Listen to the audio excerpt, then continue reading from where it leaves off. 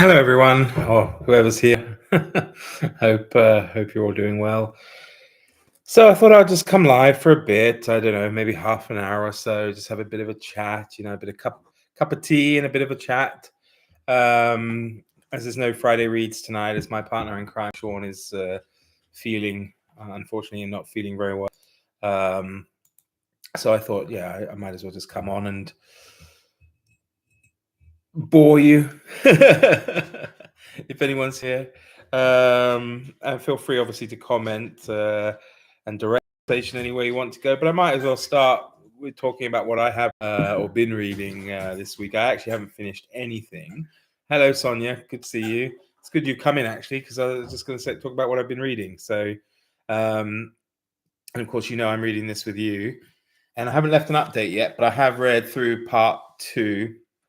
And I'm up to chapter 1 in part 3. And I'm really enjoying it. I have to say, after a slow start, I wasn't sure it was going to be for me, but actually I'm really, really liking it. So, well, hello there. Reading is like breathing. Hope you're well.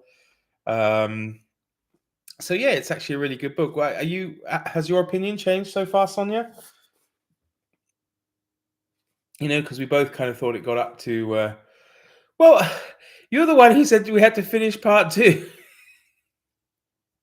So I haven't read. It's part 2, isn't it? Brideshead Deserted. That's the bit I finished. Yeah, I haven't started part 3 yet. Chapter 1 is there, and I'm ready to go, but I haven't started yet. So you don't need to catch up if you've already finished part 2. So it should be fine. But yeah, I'm really enjoying it. If you've read it, let me know. Let me know what you think about it. Whether or not you had a slow start with it as well, because I was thinking, it's not really for me. Characters are all horror. I'm really enjoying it, actually. So that's good. And then the other thing, I'm only reading 2 things this week. No, Sonia. No, don't worry. I've not read it. I'm going to read it tomorrow. The other thing I'm reading in a buddy read is Larry McMurtry's Lonesome Dove, which I'm also actually very much enjoying, but I enjoyed this right from the off. Great characters, great story. It's kind of like visiting with old friends, I suppose. Every time I sit down to read it, I'm looking forward very much to getting into it and seeing what's happened. I'm reading it with Shelley Swearingen, and we both really like it. We've come across our first death, which was a bit sad. I like learning about all the characters, actually. Some of them are not very nice, but still it's interesting to learn about them. I have a particular fondness for the 2 pigs. There's 2 pigs in it. And they've joined their trek to Montani. I don't know why they always do this, like change. I guess it's pronunciation, isn't it? But the way these things change, it's like Missouri instead of Missouri. Montani, they call it in this. And the pigs have decided to join in the. Is it a drive? Is it a cattle drive? Is that what it's called? I know in South Africa it's a trek, isn't it? So I'm not sure, but I hope they stick with it and nothing happens to them. So we'll see. So yeah, that's pretty much that's all I've been reading. So it wouldn't have been a very thrilling Friday reads anyway, even if Sean could have made it. What have you said there, Sonia? In Sebastian's story in Brideshead. Yeah, it's got much better. I'm curious about his German. I think that I was going to say boyfriend, but I think it's hard. I mean, I suppose there is kind of homoeroticism, homosexuality throughout the book, but I guess War can't be open about it, since he's writing it in what, 1943, 44, something like that, or 45 even. I know he wrote it whilst he was a serving soldier. So yeah, that's kind of interesting how that's panning out. I really like I've forgotten his name. Max or Rex, one of the two. The Canadian soldier. He's great fun. You're going to read Dead Man's Walk with your dad. Oh, that's cool. Yeah, I read it last year, and I enjoyed it. It's kind of interesting now because I've not read Lonesome Dove, so it's interesting now to I see the characters as older older versions of themselves, I suppose. And I guess Dead Man's Walk was Lonesome Dove was written first, and Dead Man's Walk was a prequel, right? So written after Lonesome Dove. So yeah. I don't know what it's like where you are. Here it's been unseasonably warm. Excuse me. It's been unseasonably warm. And I know in the UK it's like really, really hot. I mean, it's over 30 in some parts, which is kind of crazy, I suppose, considering we're only midway through June. But there you go. I keep having to avoid getting sunburnt because I've been spending quite a bit of time on the building site. Well, walking around the building site looking at stuff, not actually doing any building. Could you imagine? My God. That would definitely slow things down. I see there's like 8 people here. Well, welcome. Great. I'm glad you're here. I mean, feel free to chat. I mean, it's kind of a bit easier when you participate because then I don't have to try and think of everything myself. Which, I don't really have a problem with talking. I can kind of just go on and on. Although 2 of you got scared off the moment I asked you to participate. So that's nice. Oh, dear. I noticed Greg from Another Bibliophile Reads has put out a video for his Booktube at War TBR. And that was very interesting because he's deciding to concentrate on the Second World War, and he's going to read a novel from each of the 7 main participants. So that could be kind of interesting. I haven't really decided yet what I'm going to do. I have a couple of possible. I mean, there's 1 or 2 definites for sure. I'm not going to talk about them yet because I'll probably save that for my TBR video. Oh, hi, Steve. War's one of your favorites, is he? Well, yeah, I like him, although I've not read Brideshead. So, but what I've read so far, I really like. Was a bit unsure at the beginning, but it's definitely getting better. And then I have a few. I mean, I don't know. I had one I was thinking to reread. I don't know if any of you have read it. I'd be kind of curious. And if you haven't, you might actually enjoy it. It's called The Glass Room by Simon Mauer. And I thought this was a fantastic book. It's one of these kind of like family history books. It's not overly long, but it's based off a real event or a real story, I suppose, to some degree. I think the action is largely fictional, but the family the book's about is based on a real family. And the Glass Room itself is actually a real place. It's a fantastic villa in near Brno in Moravia in the Czech Republic called the Tugendhat Villa. If you don't know it, look it up. It's really quite a magnificent example of interwar architecture, and it was built by this Jewish family. And of course, building it in the interwar period was not very wise. And the reason it's called the Glass Room is because it has a big glass frontage, and it looks extremely modern considering it's, what is it now, probably 80 years old. And then when the war came, the family had to flee, and the book itself does follow the family's fortunes from getting together, building the house, and then them having to leave Czechoslovakia with the annexation by the Nazis. And it's excellent, good, and it follows it right through to the end of the war and through, I guess, the early onset of the communist period. So I would really recommend it, and I was thinking I might reread it. I might reread it for part of Booktube at War, but then I don't know. Even though I'm one of the hosts, I suppose I should know, but I don't know whether the book has to be full of actual fighting or whether or not it's like just set in the war. I should probably clarify that, I suppose. Hi, Jenny. Good to see you. Hi, Talia. Nice to see you as well. Well, that's all right, Talia. Don't worry. Nice join anyway. But yeah, this is one I would recommend to all of you, actually. It's great fun, and I don't think I've ever seen anyone talk about it on on Booktube, and it's not particularly old. I mean, I only read it because of the connection, of course, it's got with the Czech Republic, and of course, I've been to Brno. I haven't been in the Villa Tugendhat actually.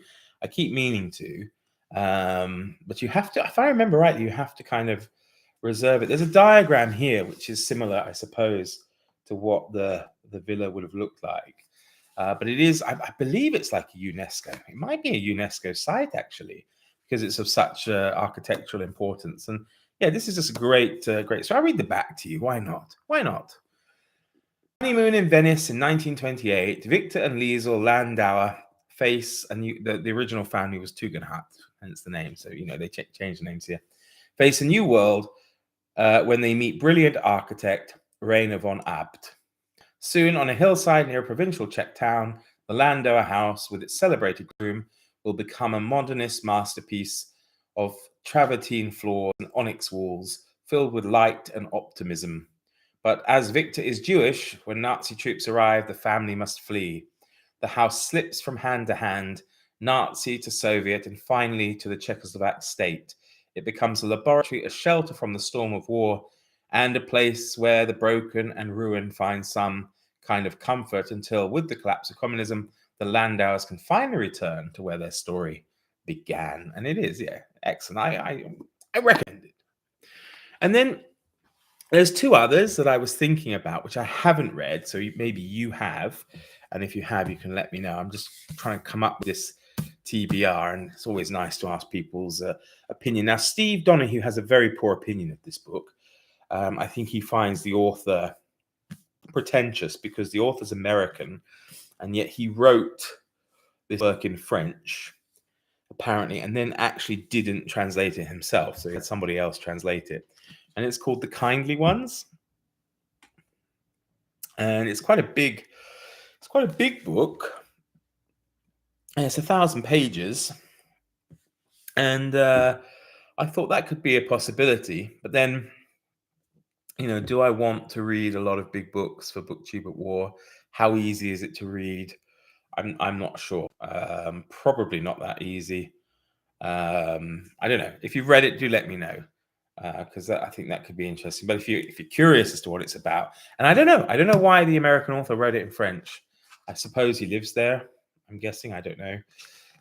Dr. Max Au is a family man and landowner and owner of a lace factory in post-war France. He's an intellectual steeped in philosophy, literature, and classical music. He is also a former SS intelligence officer and cold-blooded assassin. Max was present at the Nazi atrocities on the Eastern Front, at the siege of Stalingrad, at the death camps, and finally at the nightmarish fall of Berlin. His world is peopled by Eichmann, Himmler, Goering, Speer, of course, Hitler himself. Max is looking back at his life with cool-eyed precision.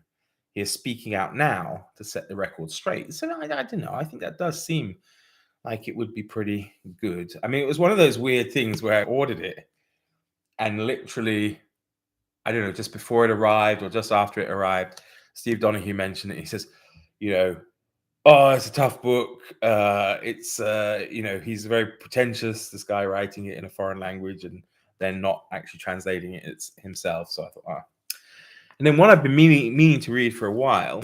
Again, it's actually one set in the Czech Republic or Czechoslovakia, I suppose, at the time. In fact, actually, Simon Mauer, who wrote The Glass Room, wrote the blurb on the back of this one, and it's called Mendelssohn is on the Roof by Jiří Weil.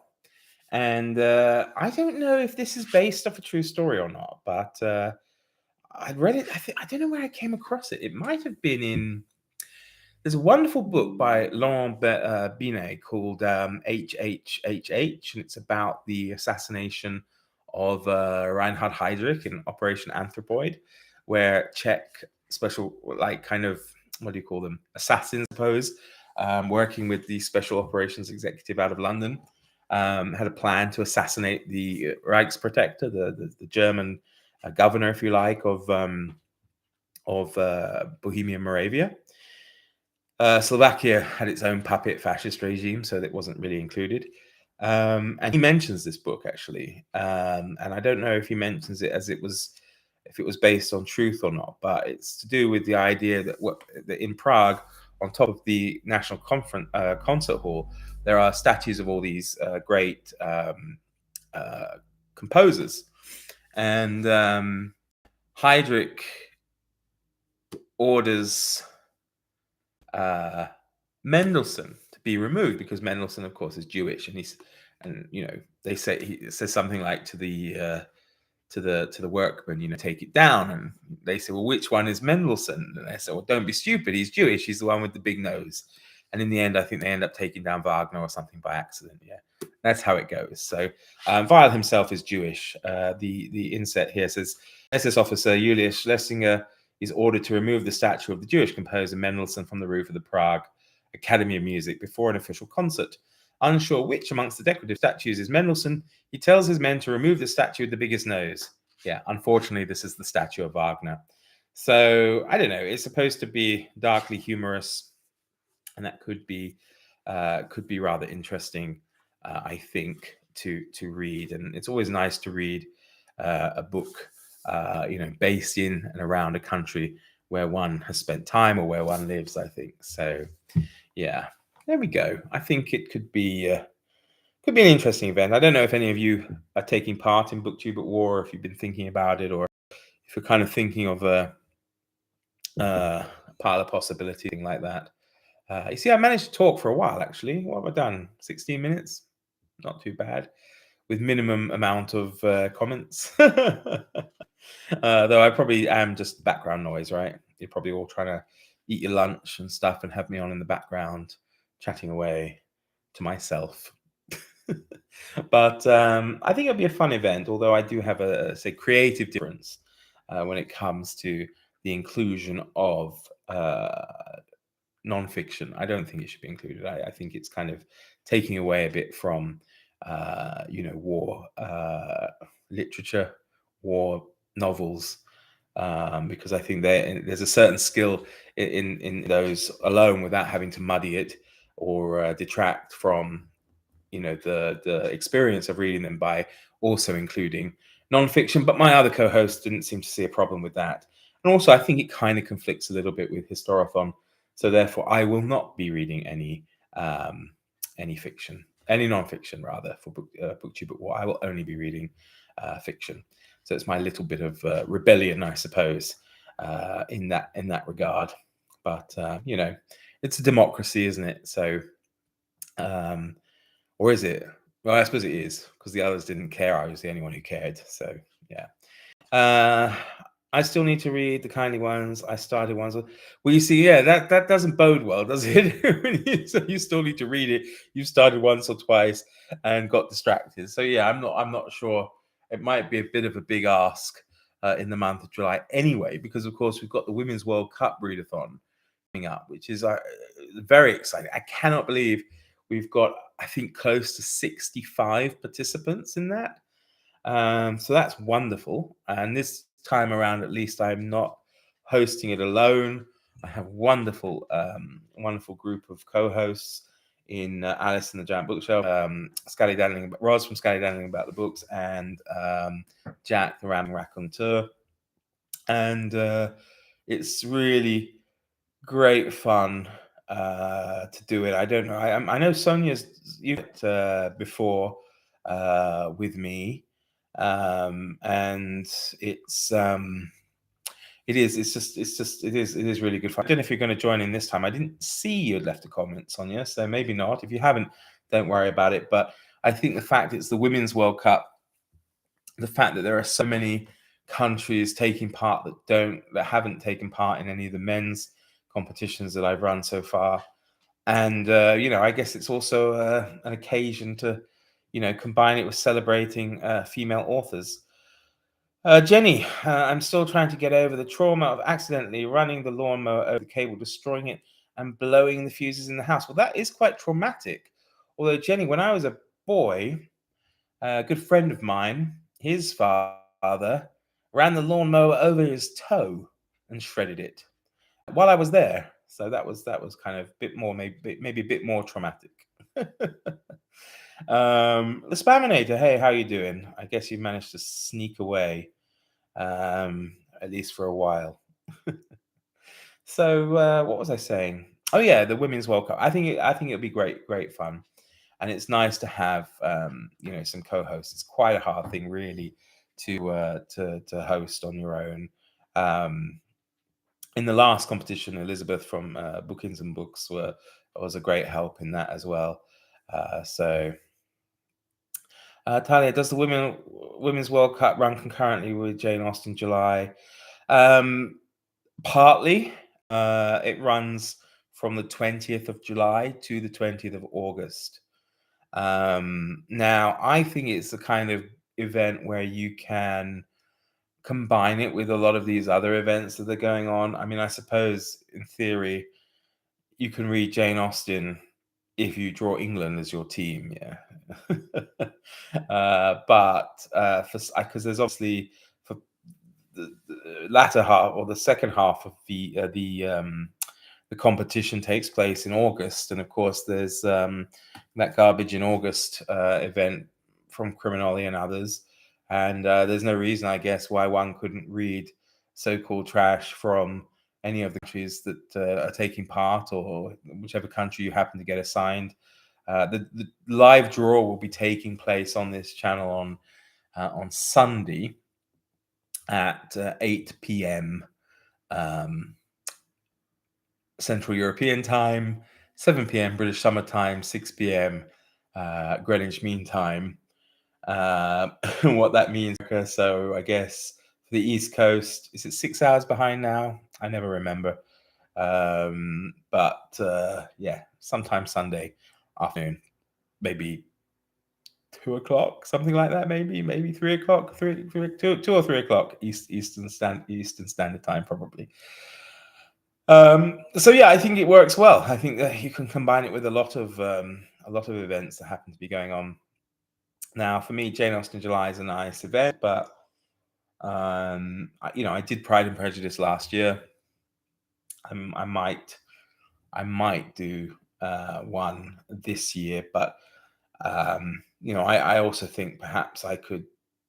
There's a February agency, isn't there? In February, so I could substitute that for next year. There's ways around it if I don't end up, of course, with England as my team, which would be pretty dull actually if I did get England as my team. To be honest with you, I'm a bit nervous about some of the teams because I don't know with the regards. I don't know, is Panama in it? Did I see? Or there are a few. Haiti, for example. I'm sure Haiti probably has a rich literary tradition, but I don't know about it. So that in itself would be exciting to get a country like that. So yeah, there's all sorts. And I know Jack and Roz will, and of course Alice and I, perhaps to a lesser degree, and Alice would admit that as well, be able to point people in the right direction for some of these things. But Jack and Roz particularly very well read when it comes to international works and works in translation. So there'll be a lot of things to see about that. So yeah, Jenny, but there might be a lot of events, but only one or two of them really count, right? And I know I'm blowing my own trumpet here a little bit, but I always enjoyed it, obviously, as a host, and I just enjoyed how everybody who took part in it really takes to it and gets into it. And the number of people who don't follow football end up actually following the football because they're really curious as to how their particular team or whatever gets on is good fun. And we had a nice 2 years ago, we had a nice big group read that came out of it, where a large number of us from the Euros 2 years ago went on to read Three Men in a Boat all together, and for many of them it was their first read. And as it's my favorite book, it was wonderful to be able to host that. And of course, England didn't win, but we read it anyway because the chat's very lively. I know probably people are expecting a Discord. I'm not. I don't know. I'm not big on using it. I find it difficult.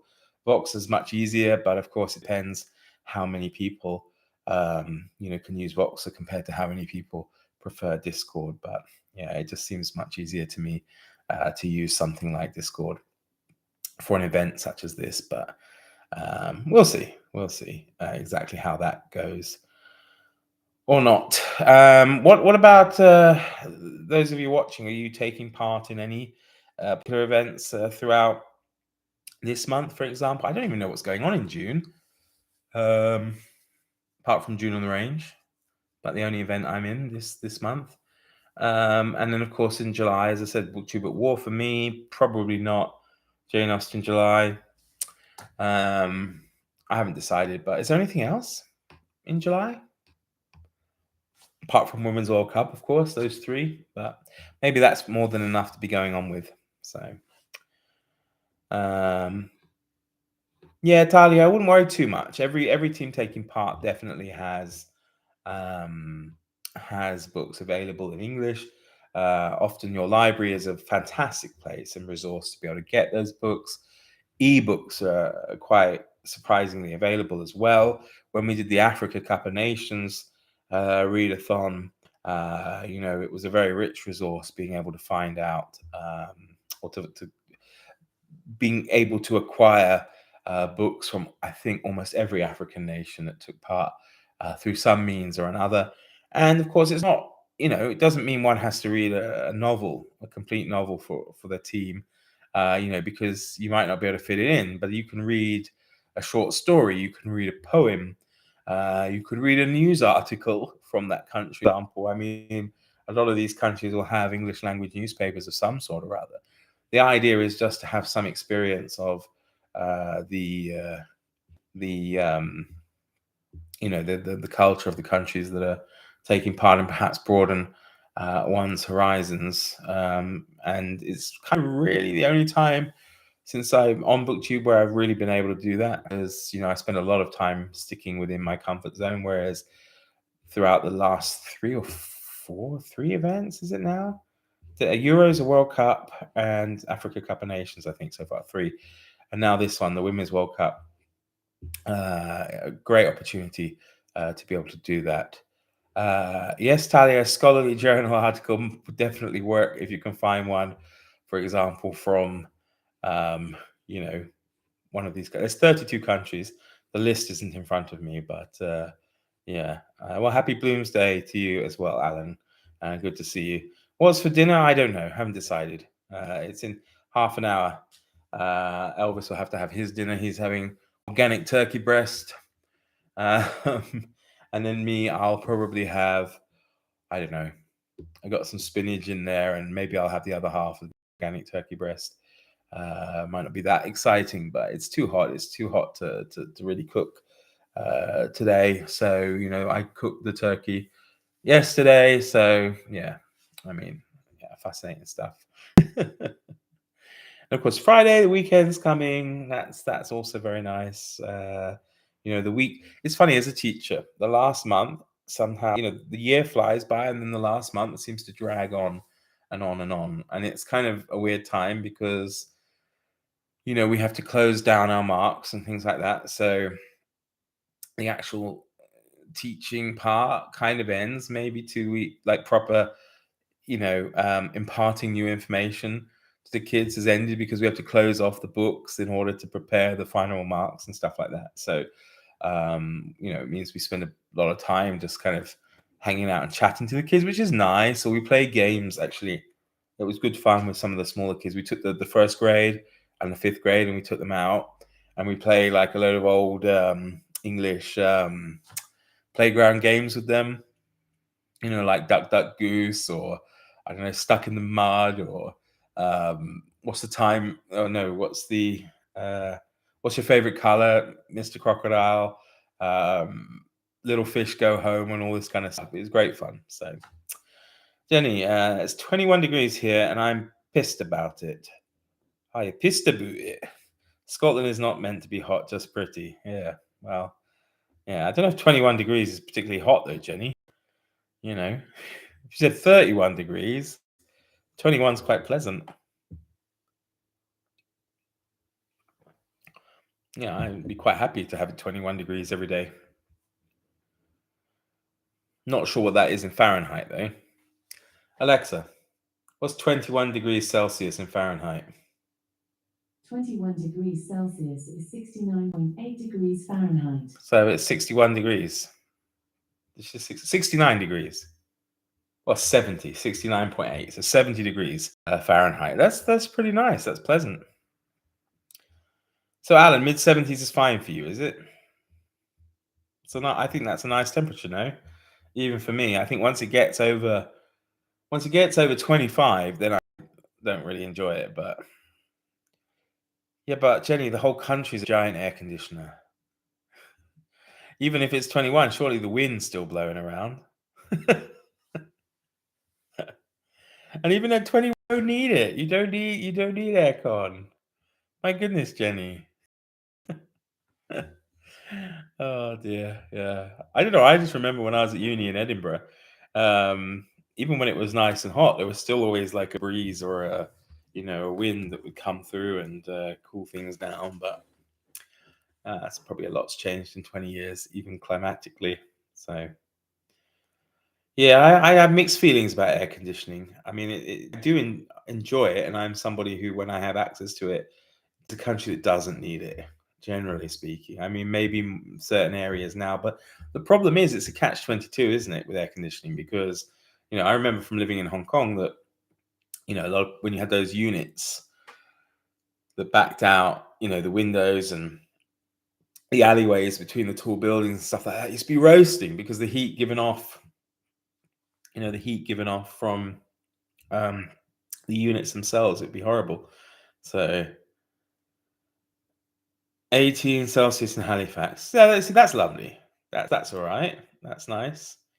Is it windy? Is it sunny with your 18 degrees Celsius?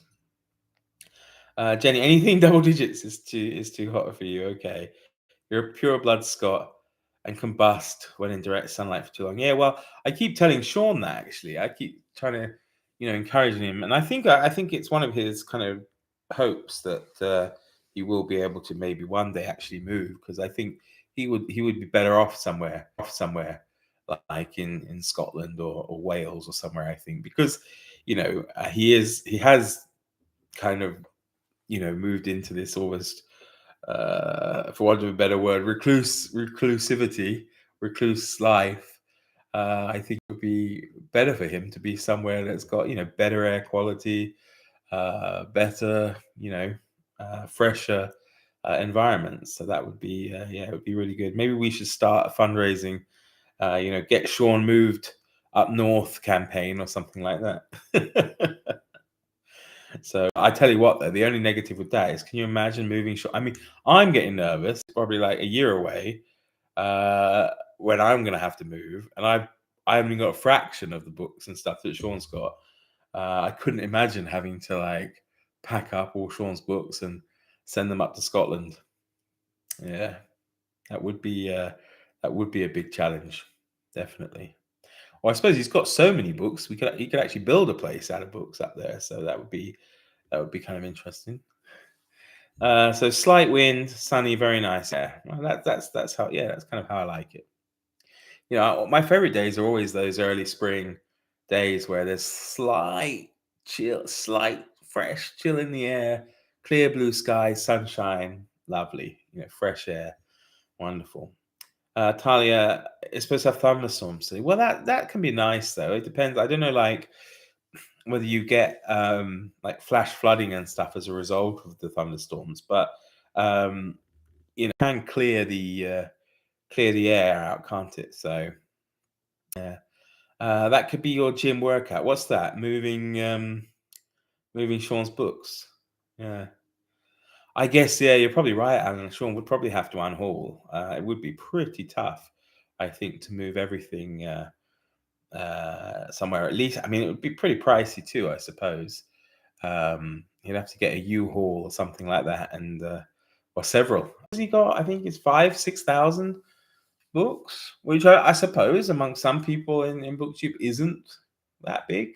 I don't know how many books, for example, Mark Richardson's got. He's probably got more, maybe. I don't know, but yeah, and I know like Felicity has thousands, definitely. So yeah, I mean, I'm actually surprised how many I have got, considering I started off with such a small amount. I've done quite well since I've been on BookTube over the last two and a bit years, and actually building up a collection. Problem is, at the moment, I haven't got anywhere to put them. That's why when you see the other side, there's always those books stacked up on my desk, because at the moment, I haven't got anywhere to put them, and I'm waiting basically for a house to be built in order to accommodate Elvis and the books. So, hey Alexis, good to see you.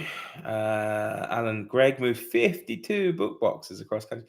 Yeah, but you see, and roughly how many books does one book box contain? Are they like a standard? Are they like a standard size? Oh, hey Fee, good to see you.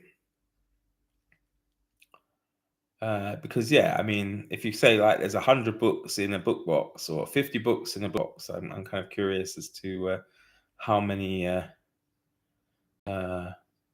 would be able to get in there. So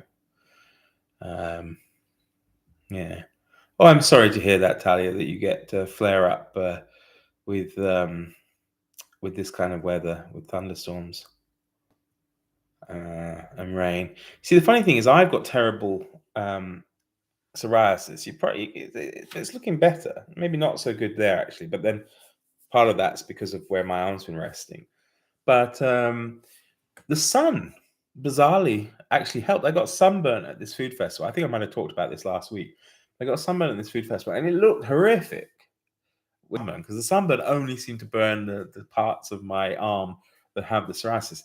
But when it healed, as it were, I mean, it's a bit flaky, I suppose, but it's actually improved it. And I know I read somewhere about like UV therapy or something like that, but obviously I'm not gonna, expose myself. Well, I'm not going to expose myself anyway. Of course, I won't. At least not on this channel. Maybe in another forum. No, but I'm not going to deliberately expose myself to obviously the sun, because I have terrible skin anyway, and I have the worst type of skin when it comes to sun damage and things like that. And obviously, 10 years of my childhood in Bermuda and stuff did wreak havoc when it came to like condition of my skin, but I'm sure you don't need to know that, do you?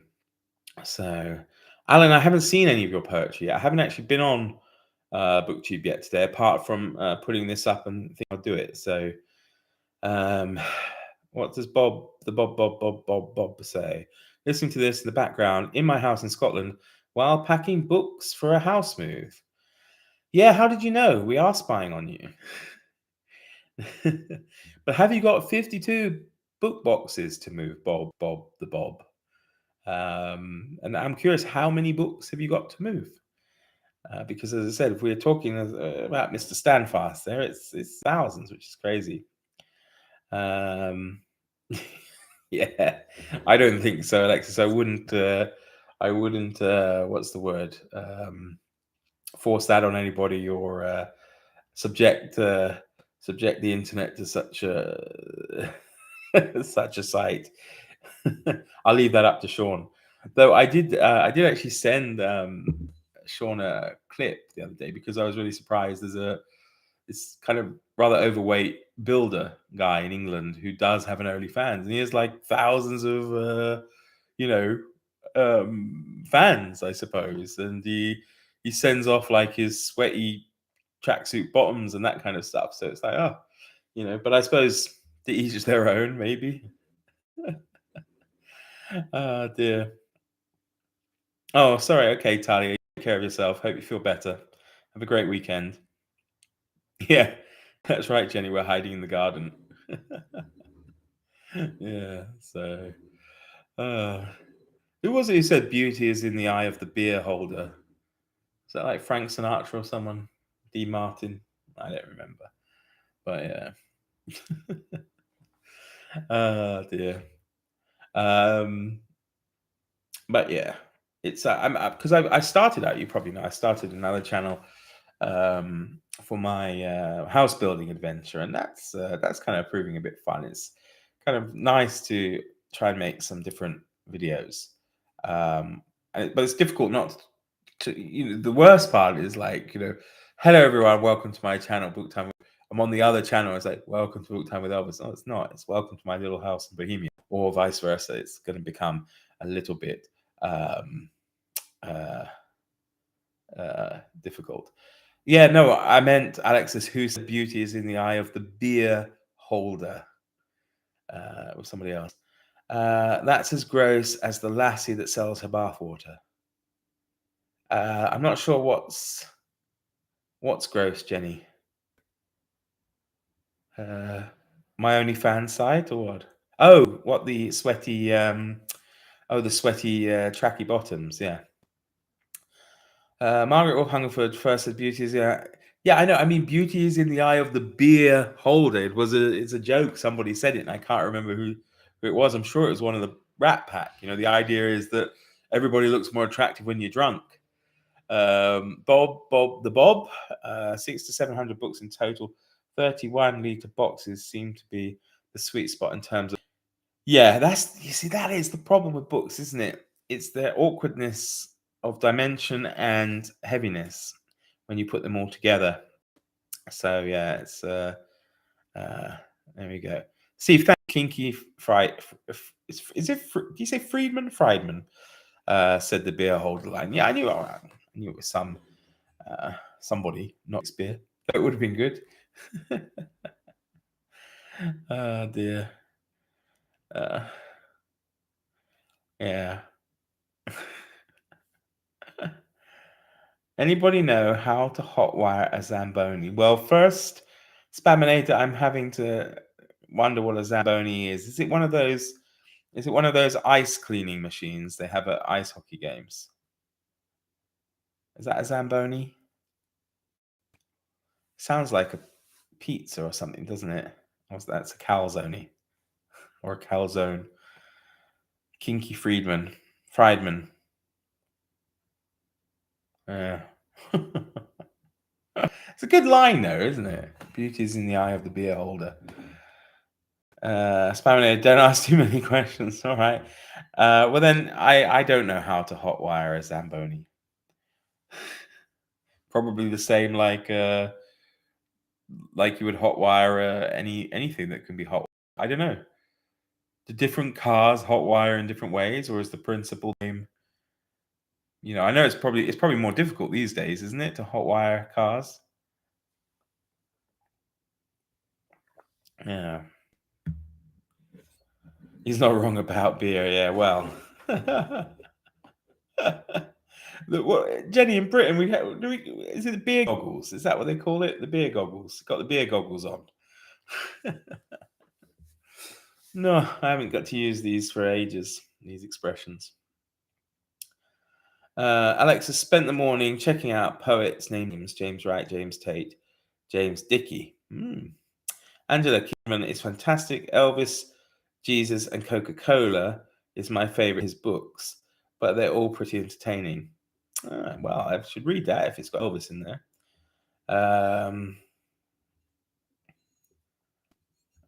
Now I'm worried about what there might be a YouTube video of, Jenny.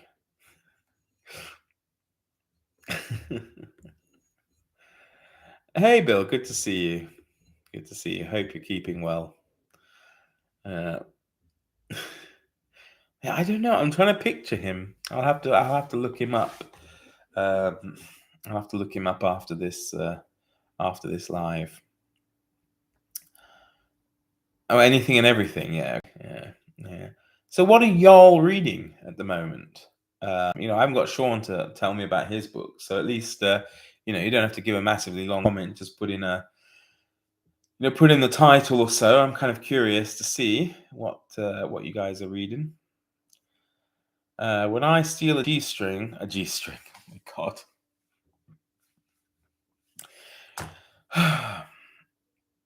When I steal a G-spot. G-ride. When I steal a G-ride, I just crack the column with a screwdriver, then pop the clutch. Well, I'm not a driver, Alan, and that's a little bit like, Greek to me. So, but I guess I kind of get the idea. I love that. It's funny in English we say it's like Greek to me or something. In Czech they say it's like a Spanish village, and in Poland they say it's like a Czech film. So, the three body problem, Alexis. That's what you're reading. Okay, I don't know it. Can't tell you anything about it. Jenny finished The Strain and Near Life Experience. Both only have a few chapters left to complete. Okay, and are they any good? You enjoying them? And Fee says, I feel like I've so much to catch up on. I've been away. Yeah, I have to say, I was wondering. Haven't seen you around in a while. You lost the whole of May. Honestly, yeah, just start afresh. I don't think there's much. You're better off asking Jenny if you've missed anything. To be honest. Oh, you made that up, did you, Alan? Okay. Well, you see, it sounded like you knew what you were talking about, but then I suppose it's not the first time, is it, mate? Bill, The Earth of the New Sun by Gene Wolfe, which my sister bought me from my wishlist. Oh, okay. Uh-huh. And I'm guessing it looks like it's a science fiction thing, so I'm guessing it is, probably. Strain is a reread and Near Life is funny. Well, that's good. That's good. Three body. See, this is the problem. Once Stanfast's not here, our combined knowledge is dramatically reduced. I don't know anything almost about science fiction books. So, your buddy reading 1984, okay, and Follett's Column of Fire, right? Now, I may have read that. I know I read the first two Kingsbridge books, or is that the last one? No, I think that might be I don't know now. Oh, that's terrible. Bob, Meetings with Moths by Cathy Baird. Local nature writing and amateur entomology. It's a weird niche, but you love it. Okay, well, that's great. Steve, I'm rereading Elizabeth Bowen's The Heat of the Day, London in World War II, and Sue Grafton's A is for Alibi. Yes, now Sue Grafton did all those murder mystery books, didn't she? Where it was the alphabet, wasn't it? Like A is for alibi, B is that the one? Am I misremembering?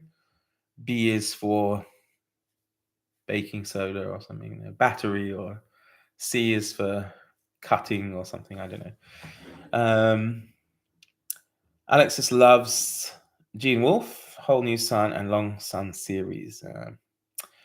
Bertie and Poppet, Woman in White by Wilkie Collins. Good. I'm glad to see that. I've been planning to read that this year, and I'm glad to see you're enjoying it very much. That's good.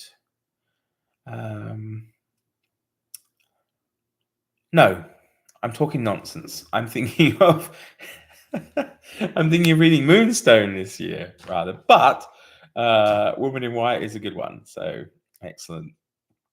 For burglar. Okay, yeah, that's it then. Elizabeth, hello. Nice to see you. I just mentioned you earlier, actually, with regards to your help in the last readathon for the football. I'm glad to see you joining in this one as well. You are reading The Wager by David.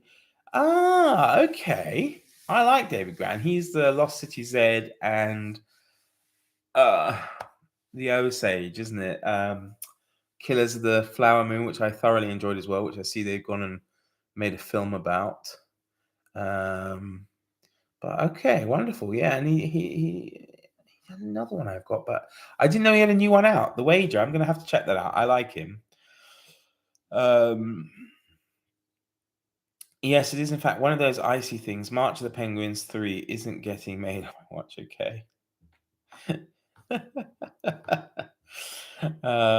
Bill says might get to Moonstone this year. Yeah, I want to. Spano reading Brothers Karamazov. Well, that's on my list next year. Sean and I think Sean and I, to be honest, are being very, very ambitious for next year. We might have to scale it back a bit.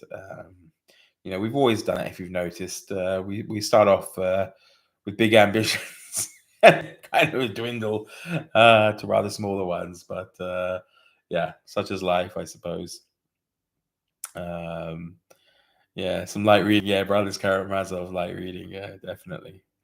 But no, I'm definitely. I really have to check out the David Graham one. That's good. One thing I'm looking forward to in July is the Black Hearts Book Club, which is run by Very Literary Carrie, is reading a book called Close to Shore. Now, Book Time with Ryan read it, and I think that's where she got the inspiration for it. And maybe he's co-hosting, wrong. And it's about the 1916 shark attacks on the eastern seaboard of the United States, northeastern, I think. And it's the kind of stuff that ended up like inspiring Jaws, and I'm really looking forward to that. I really do enjoy good work of nonfiction. So, I'm glad, Elizabeth. Yeah, I am as well. I'm looking forward to it. I was in two minds about it all. Jack approached me a few months ago and said, "Would I do it?" And I thought, "Okay, yeah, sure, why not?" And then as it was approaching, I thought, "Oh, it's going to be tough." And then Jack agreed to co-host it, and then Alice asked if she could do it, and I said, "Well, we're already going to do it," so we just decided to pool resources. Yeah, Alan, I think cards, but that's pretty. Well, I don't know if it's War and Peace and Anna Karenina in January, February. It might be War and Peace in January and February, and then maybe Anna Karenina in March, April. But yeah, we'll have to see. Bill, Tale of Genji is wonderful. I think you might enjoy that. It's well worth a read. Alexis Hiroki Takahashi maybe has a great war book, Bonefinger.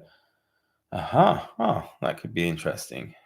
Bonefinger, though that might mean something different for Spaminator. Oh dear, sorry.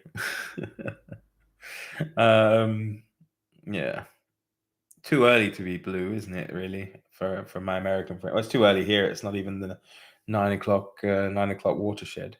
So yeah, Takahashi. Yeah, I thought it might be. So yeah, that could be interesting. Yeah, I think Booktube at War will be okay. Will be interesting. I mean, there's a lot of good war books. I have a few in those Penguin Modern Classics behind me. There's 3 German books there that I'm rather, I'm umming and ahhing about possibly adding to my pile of possibilities. Yeah, let's say. Good one, Jenny. Yeah, it could be. So Sean must be really ill, because he hasn't even popped in the live to tell me to shut up or something. Hopefully he's getting some snooze in, I guess, because he was saying he hasn't been able to sleep very well, which is frustrating. I'm gonna have no problem at all. I was struggle to wake up this morning. When it's one of those days when you wake up and think, it's Saturday, isn't it? Yeah, it is. Oh no, it's Friday. Ah, and that's that can be quite a hard pill to swallow when you kind of talk yourself into believing that it's a Saturday, and then you work out actually no, it's not. You've got one more day left. But then I'm extremely lucky that I really do enjoy where I work and the people I work with and stuff. So that's really really nice. Well, Alexis, I think it's been a bad week actually. Bless him, he's been quite poorly. I think when I've spoken to him on Vox, he sounds pretty horrific, and I think he made a video which I saw yesterday. I didn't know he had it out, and then it popped up later. I don't know. And in the thumbnail for that, I haven't watched it yet, but in the thumbnail, he looks pretty rough. I'm sure he'll forgive me for saying so. But yeah, I think he doesn't do too well with the heat. So I think he needs to go and move up to the far, far, far north of Scotland, even further north than Jenny, and kind of get some cool and fresh air. So it's one of my something that's the positive about my potential move. I mean, I'm fairly high up elevation wise here, but I'm going to be even higher once I move to the mountains, which is going to be good. Because it won't be. It's at least I think a 3 to 5 degree difference between where I am now and where I will be moving eventually. So that would make because I was umming and ahhing about having air conditioning installed, myself. But then I thought, well, it's only going to be a month of the year that it might be required, be needed up there anyway. So that would be foolish, and also environmentally not particularly helpful, I think. So my mountain range, well, it's called the Eagle Mountains. I live actually at the moment. I live between two mountain ranges. One's the Giant Mountains, and the other's the Eagle Mountains. But the one I'm moving to will be called the Eagle Mountains. So, kind of up the border. Actually, it was kind of weird though, because I was looking at the village on the maps, right, on Google Maps and stuff, and it was like the house, and then there's supposed to be a house behind me, and then there's this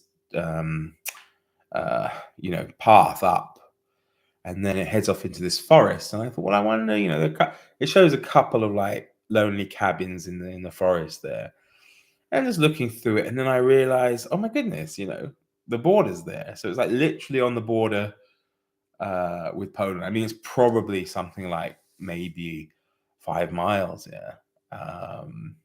reality. But it was just weird to think that, I could take Elvis for a walk, keep going, and then in a few miles I'll actually be in Poland. It looks like almost one of those kind of like escape places, run through the forest, escape across the border, though of course the wrong border to have crossed into in communist times, right? So Sean's last COVID video was scary, listening to him struggling to breathe. Yeah, I can imagine. I heard him like it on Voxer. Yeah, he sounds pretty rough. So yeah. Well, I'm sure I wouldn't be that hard to find actually, but just have to get better security than just Elvis. So, although there will be quite a few dogs, because there's 4 houses being built pretty much around the same time, and 3 of us have dogs. One of them has actually 2 dogs, and then the last family doesn't have any dogs, just 2 children. So be a shame for them, and I feel a bit sorry for them actually, because they haven't started yet, and they don't look like starting anytime soon, because they they'd found an architect and had this project and everything done, and then terribly bad luck, I suppose. Their architect was then elected mayor of one of the local towns, and therefore gave up his architectural practice for the duration or the term that he's serving as mayor. So it meant the project was cancelled. It was pretty bad timing, I suppose, which I guess these things can happen. So yeah. Well, I don't know. Yeah. Steve. Oh, yeah. Steve can talk to all the dogs. Yeah. Well, that's it. Because I'm a bit nervous about the wolves actually, because I don't know of any actually in the village I'm in, but the next village over, which is slightly higher up the mountains, they do have wolves. So be interesting. I don't know what Elvis's reaction to meeting his cousins will be. Hopefully it won't happen, but we'll see. I mean, it's one of those things with walking through the forest, is that feeling of just like, there is something primeval about it. There is like this feeling, because you look in and you look through, and it's quite a real one, like from, I'm not talking about like a lot of the stuff we see in England. This is like old Central Europe, Grimm's fairy tales type forest. You look through it and it's like, dark. Once you go about, couple of meters, boom, it's dark. You can't see anything. So I do wonder what could be lurking in there. So but hey, it seems loads of people have got fed up by now, which I suppose I can't blame them. But I've also been on for an hour, and it is time for Elvis's dinner, so I probably am going to go. If you do have any questions or anything, I'm going to let you speak. Speaking of you, hello. then you have, I don't know, a minute or two to ask me, and then I'll be gone. But I will be back, of course. I'm not going forever. But yeah, somebody wants his din-dins. Yeah, I said that. Yeah, I did. Who's afraid of Big Bad Wolf? I am. So I've got my own Big Bad Wolf, though. That's not too bad. Oh dear. All right, everybody. Well, thank you so much to those of you who watched and commented. It's much appreciated. I know it's probably not that exciting when it's only me, but it's also nice to at least touch base with you all. Have a bit of a cup of tea and a chat, and yeah, I will. I'm sure maybe she'll catch up and see your kind comments as well. So take care, everyone, and I shall see you all again very soon. Well, I'll see you all again on Sunday if any of you are taking part in the Women's World Cup, because there will be that live draw, which will be exciting, very exciting indeed. And if you're not taking part, you should. I'm sure you won't be disappointed, and you can sign up on my most recent video about that announcement there. And I will, Jenny. Thank you very much. Do take care, everybody. Bye-bye.